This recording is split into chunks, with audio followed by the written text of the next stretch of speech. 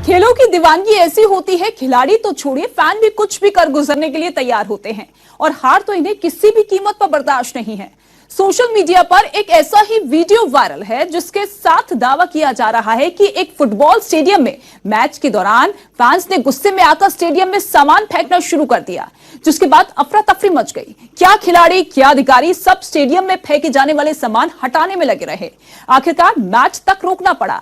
तो मैच के दौरान ऐसा क्या हुआ जो लोग अपने साथ लाया सामान फेंकने लगे, या बात कुछ और है। मैच रोके जाने की खबर पक्की है।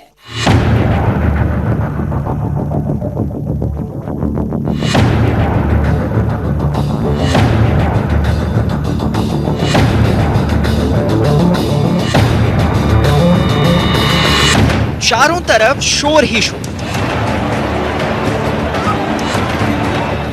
उसी के बीच लोगों ने स्टेडियम के अंदर कुछ फेंकना शुरू कर दिया।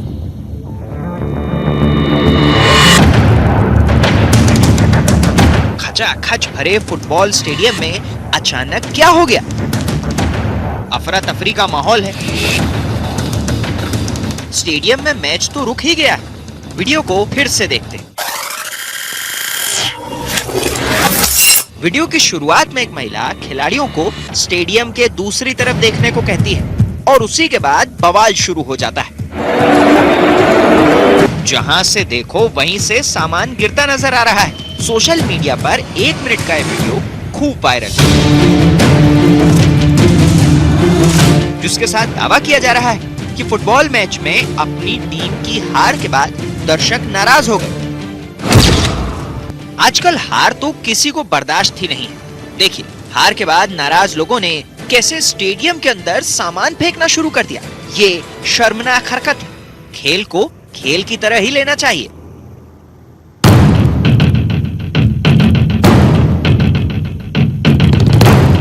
खेलों में अक्सर देखा गया कि जिस भी टीम के प्रशंसक अपनी टीम की हार पर नाराज हो जाते हैं, बवाल मचा देते हैं, आक्रोश दिखाते हैं। फुटबॉल के एक मैच में तो दर्शकों ने बीच मैच में पटाखे फेंकने शुरू कर दिए। एक समय तो ऐसा आया कि पूरे स्टेडियम में धुआं ही धुआं भर गया था। 1996 के क्रिकेट विश्व कप सेमीफाइनल में जब भारतीय टीम सेमीफाइनल मैच हारने के कगार पर थी, तब दर्शकों के सब्र का बांध टूट गया था। प्रशंसकों ने स्टेडियम की कुर्सियां तोड़ दी और स्टेडियम में आग तक लगा दी। लेकिन वायरल वीडियो का मामला थोड़ा अलग है। इतना सारा सामान एक साथ लोगों का फेंकना थोड़ा हैरान करने वाला है। ऐसे में सवाल यह है कि आखिर स्टेडियम में इतनी भारी मात्रा में सामान क्यों फेंके जा रहे हैं? क्या स्टेडियम में आने से पहले इन दर्शकों की सुरक्षा जांच नहीं की गई? और ये फुटबॉल मैच खेला कहां जा रहा है? हमने वायरल हो रही वीडियो की पड़ताल शुरू की, तो हमें इस वीडियो से मिलता जुलता एक और video social media website YouTube पर मिला, जिसके बारे में लिखा गया कि रियल बेटिस के फैंस ने फुटबॉल मैच के बाद हजारों सॉफ्ट टॉयज मैदान में फेंके। इसे क्रिसमस पर बच्चों को दान दिया जाता है।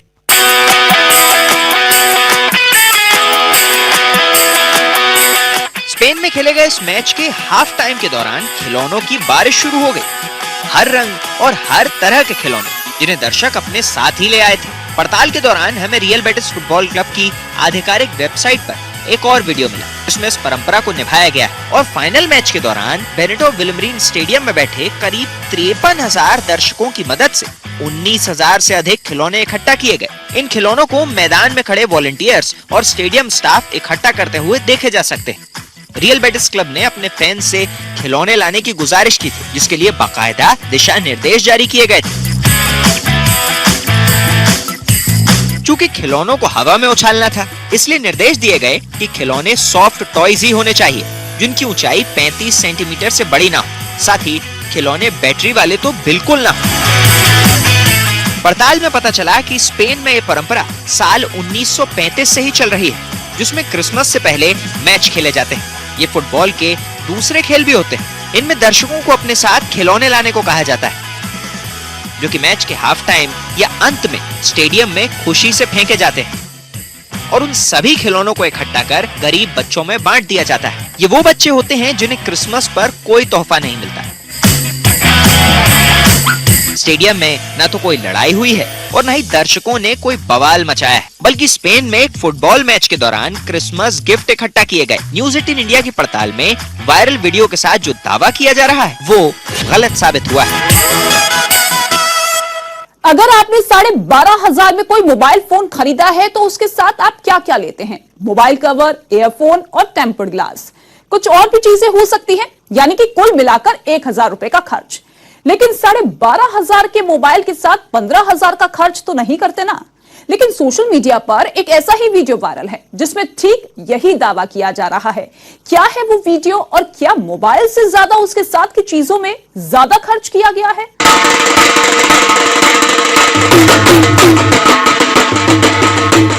ढोल ताशे की था, बिजली की लड़ियों से जगमगाती बग्घी और सड़क पर हो रहे इस जश्न को किसी की बारात समझने की भूल मत करिएगा। सोशल मीडिया पर वायरल हो रहे इस वीडियो के बारे में दावा किया जा रहा है कि ये मोबाइल फोन खरीदने का जश्न है, अपने घर नई खुशी ले आने का उत्सव है। मध्य प्रदेश में बिटिया की जिद पर चाय वाले ने खरीदा मोबाइल, बारात निकालकर बग्घी से लाया घर, देखता रह गया पूरा शहर। बैंड बाजा और नाच गाने से तो सच में ये वीडियो किसी बारात का ही लग रहा है, लेकिन एक मोबाइल फोन के लिए इतना बड़ा मेला। सच में जलसा किसी मोबाइल फोन के खरीदे जाने का ही किया जा रहा है या वायरल वीडियो की कुछ और ही कहानी?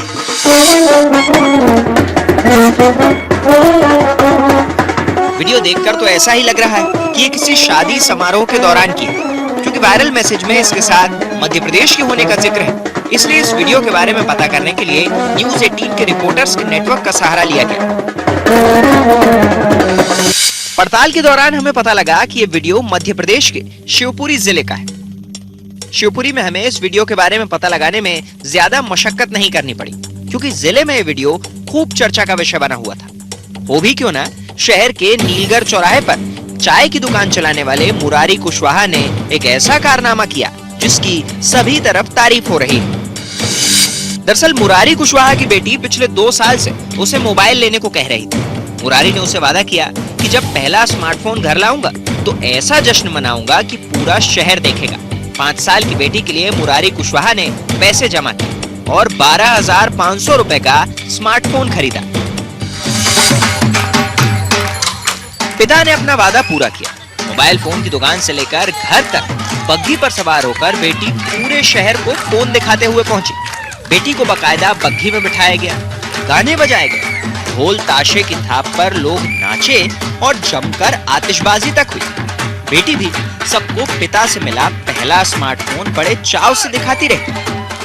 अच्छा जी बताओ कि जो तुम आज बच्ची को लेकर के जो मोबाइल दिला करके लाए, तो इस तरह से डीजे वगैरह से डांस करते हुए क्यों लाए? क्या मानसिकता थी तुम्हारी इसके पीछे? क्या बात था? बच्ची चिल्ला रही थी। अच्छा, तो इस तरह से ही लाना था मोबाइल। कौन सा मोबाइल दिलाया? 12,000। अच्छा, और इसमें ये लेकर आने में कितना खर्च किया? 15 रुपए। तो घर में सब खुश हुए? कितने लोग थे डांस में? तो पूरे बाजार में ऐसे ही डांस करते हुए लाए थे डीजे साउंड सिस्टम के साथ? क्या काम करते हो तुम? चाय का। इसके बाद मुरारी ने अपने दोस्तों को घर पर पार्टी दी और 12,500 रुपए के मोबाइल के लिए कुल 15,000 का खर्च कर दिया। मुरारी कुशवाहा और बेटी की खुशी देखकर शिवपुरी के लोग हैरत में, लेकिन उनके मन में एक ही बात थी कि जैसे मुरारी की चाय स्पेशल होती है, वैसे ही मुरारी के बेटी का मोबाइल भी स्पेशल है। और हो भी क्यों ना, कोरोना काल में स्कूल न जाने पर जो चीज इस वक्त पढ़ाई को जारी रखने में मदद कर रही है वो मोबाइल ही तो है, जिसकी वजह से बच्चे घर बैठे ऑनलाइन क्लास का सहारा लेकर अपने करियर को रफ्तार दे रहे हैं। ऐसे में मुरारी ने भी अपनी बेटी के उज्जवल भविष्य के लिए ये बेहतरीन कदम उठाए। न्यूज 18 इंडिया की पड़ताल में खबर पक्की साबित हुई। आसमान में उड़ना कौन नहीं चाहता? भले ही कितने भी हेलीकॉप्टर बन गए, सुपरफास्ट प्लेन उड़ने लगे, लेकिन इंसान की उड़ने की चाहत कम नहीं हुई।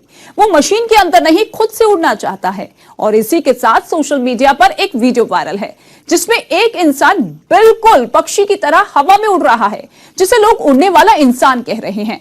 तो क्या इंसान खुद से आसमान में उड़ सकता है? क्या ये संभव है?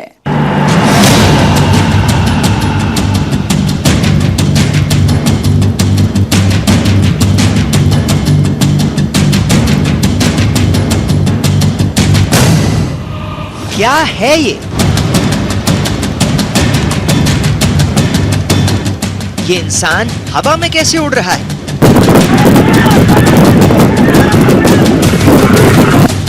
ऐसा इंसानी कारनामा जिसे देख सांसें रुक जाएंगी।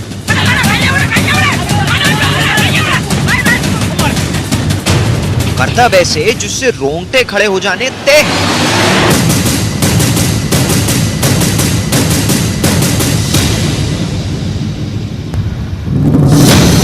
क्या इस शख्स के पंख लग गए? ये इंसान हवा में आखिर उड़ कैसे रहा है? सोशल मीडिया पर इन दिनों ये वीडियो बेहद वायरल हो रहा है, जिसके साथ दावा किया जा रहा है कि ये शख्स हवा में उड़ना जानता है और इसने इंसानी कल्पना को सच कर दिखाया है। वायरल मैसेज में लिखा गया कि जो हर इंसान करना चाहता था वो इस इंसान ने कर दिखाया है। देखिए, उड़ने वाला इंसान मिल गया है जो हवा में उड़ रहा है, वो भी बगैर किसी सहारे के। तो वहीं ट्विटर में इस वायरल मैसेज के साथ लिखा गया कि अब इंसान भी खुद से उड़ सकेगा, अपने सपनों की उड़ान उड़ चलिए। इसने तो सच भी कर दिखाया। मतलब इंसान अब खुद ब खुद हवा में उड़ सकेगा। अगर ऐसा सच में मुमकिन है तो इससे ज्यादा खुशी की बात और क्या ही होगी। कहीं भी जाना हो तो बस हवा में उड़ते हुए पहुंच जाइए। लेकिन इसी के साथ सोचने वाली बात यह है कि बिना किसी सहारे के इंसान उड़ कैसे रहा है? क्या उड़ते इंसान के साथ कोई मशीन जुड़ी है जो दूर से नजर नहीं आ रही? या किसी हॉलीवुड फिल्म की शूटिंग तो नहीं चल रही? या फिर वीडियो के साथ कोई चालाकी तो नहीं की गई है?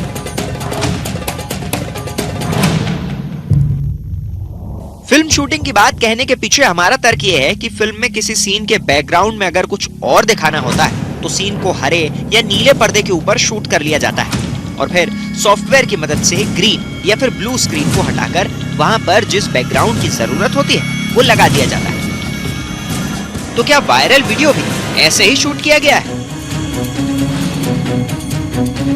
जमीन से हजारों फीट ऊपर बादलों के बीच होने का मजा ही अलग है। लेकिन ये कब और कहां किया गया है, इसके लिए हमने अपनी पड़ताल शुरू की, क्योंकि रहस्य से पर्दा भी तो उठाना है।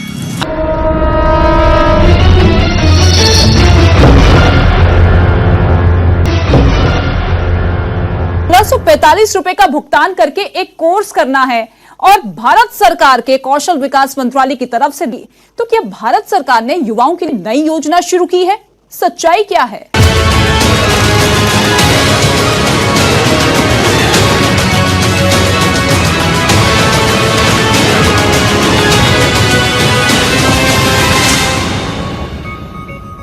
क्या आपके जेब में 1645 रुपए हैं? सोशल मीडिया तो इस दावे पर फूले नहीं समा रहा। मैसेज शेयर पर शेयर किए जा रहे हैं। व्हाट्सएप, फेसबुक तो छोड़िए, ट्विटर पर भी इसके बारे में चर्चा है। जो मैसेज शेयर किया जा रहा है वो भी देखिए। दावा किया गया कि केंद्र सरकार ने एक नया प्रोजेक्ट शुरू किया है, राष्ट्रीय उन्नति केंद्र। इसमें बस 1645 रुपए देने हैं और एक कोर्स करके परीक्षा पास करनी है और आपकी सरकारी नौकरी पक्की। इस मैसेज के साथ एक लिंक भी है जिसे क्लिक करके इस योजना का लाभ उठाने को कहा जा रहा है। बस इस वेबसाइट पर खुद को रजिस्टर करना होगा। तो क्या भारत सरकार ने बेरोजगारों के लिए नई योजना शुरू की है? यह भी जानना जरूरी है कि क्या भारत सरकार ने इस राष्ट्रीय उन्नति केंद्र नाम से अलग वेबसाइट की भी शुरुआत की है? इस योजना के लिए सिर्फ ऑनलाइन रजिस्ट्रेशन ही किया जाएगा? वेबसाइट के लिंक को खोलने से पहले ऐसे तमाम सवाल हमारे मन में हैं, लेकिन पड़ताल की शुरुआत करने के लिए वेबसाइट के बारे में जानना ही होगा। वैसे तो ऐसे लिंक पर क्लिक करना बिल्कुल भी ठीक नहीं, लेकिन हमने इस लिंक पर इसलिए क्लिक किया क्योंकि हमें सच जानना है। आप ऐसा बिल्कुल मत कीजिएगा। इस लिंक को खोलने पर एक फॉर्म दिखता है। परीक्षा देने के नाम पर mobile number, email, phone number और आधार नंबर जैसी तमाम निजी जानकारियां मांगी जा रही हैं, जिसके लिए सिर्फ 1645 रुपए देने हैं।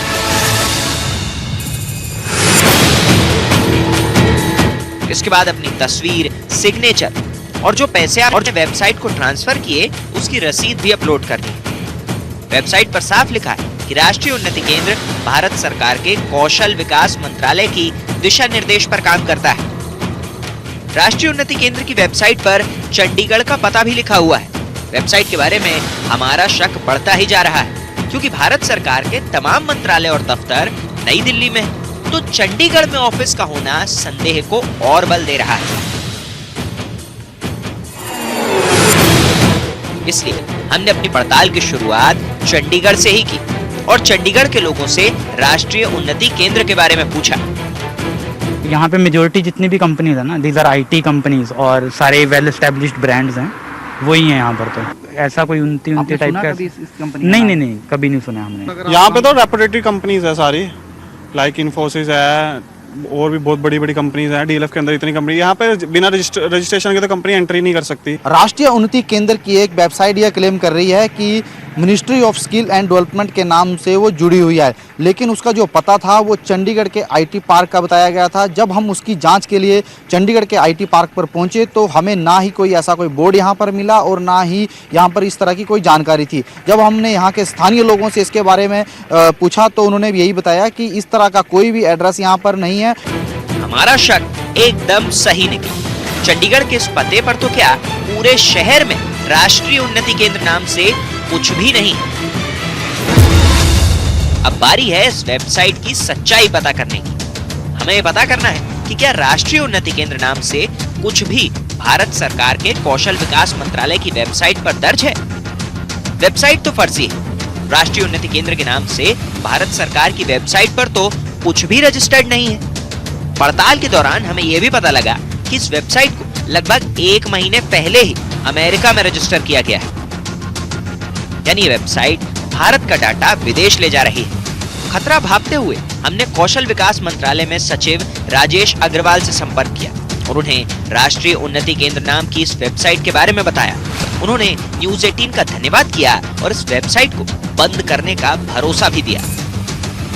पहले तो मैं न्यूज़ 18 इंडिया का धन्यवाद करता हूं कि वो ये स्टोरी चला रहे हैं, जिससे बच्चे अलर्ट हो जाएंगे ताकि वो गुमराह ना हो।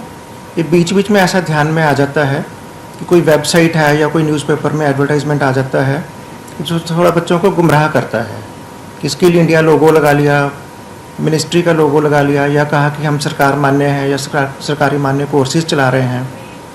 तो इसमें मैं थोड़ा कहना चाहूँगा कि जो भी ट्रेनीज़ हैं वो थोड़ा सा इससे बचें। पहले अपना कंफर्म कर लें कि ये सरकारी है या प्राइवेट टाइप का स्कीम है। तो सरकारी में क्या है कि हमारी एक वेबसाइट है skillindia.gov.in। इस पे आप जाके देख सकते हैं कि आपके ज़िले में या जो भी है कि किस तरह के कोर्सेज हैं, किस तरह के सरकार मान्य इंस्टीट्यूट चल रहे हैं। और जैसा राजेश अग्रवाल ने हमें आश्वासन दिया था, ठीक वैसा ही हुआ। थोड़ी देर बाद ही वेबसाइट ने काम करना बंद कर दिया। देश में इंटरनेट सेवाएं का काफ़ी विस्तार हुआ है और इस विस्तार के साथ साथ फ़ायदा होने के साथ साथ नुकसान भी बहुत हुआ है, और वो है साइबर फ्रॉड के रूप में।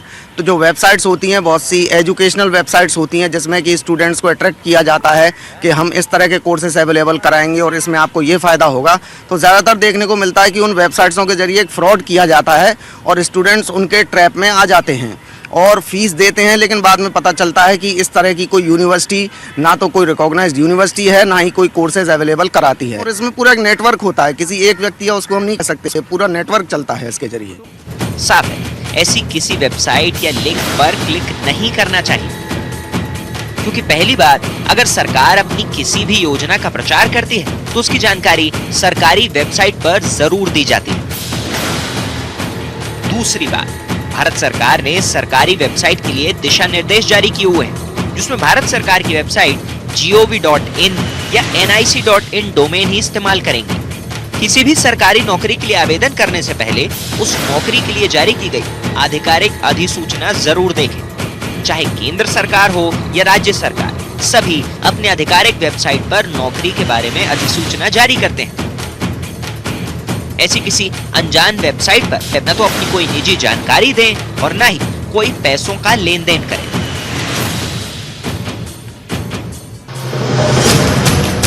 ऐसे में अगर बेरोजगारों को नौकरी देने वाला ये मैसेज मिला है तो सावधान हो जाएं, क्योंकि ये वेबसाइट फर्जी है और भारत सरकार ने इस नाम की कोई स्कीम नहीं शुरू की है। सरकार का नाम लेकर पैसे चोरी करने वाली इन वेबसाइट के जाल में ना फंसे। न्यूज़ 18 इंडिया की पड़ताल में वायरल खबर गलत साबित हुई।